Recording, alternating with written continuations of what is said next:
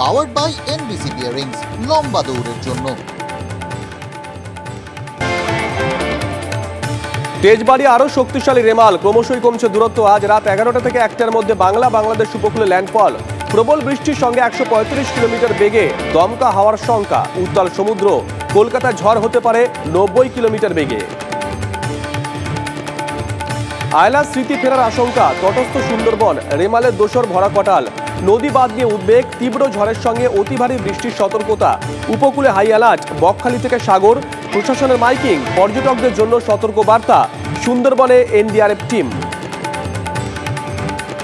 ভারী বৃষ্টি হলে ভাসবে কলকাতা, ভরা কটালের জেরে বন্ধ গঙ্গার সবকটি লকগেট। প্রবল বৃষ্টির সময় লকগেট বন্ধ থাকলে তিলোত্তমা তীব্র জল যন্ত্রণার আশঙ্কা। বর্তমানে প্রায় 17 ফুট উচ্চতায় গঙ্গা জলস্তর।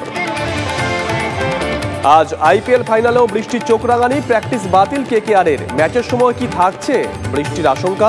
হায়দ্রাবাদের ব্যাটিং বনাম কলকাতার বোলিংয়ের লড়াই, চেন্নাইয়ে বাজিমাত করবেনই নারিনরা। ব্যাটিং চিন্তায় রাখছে কামিন্সকে।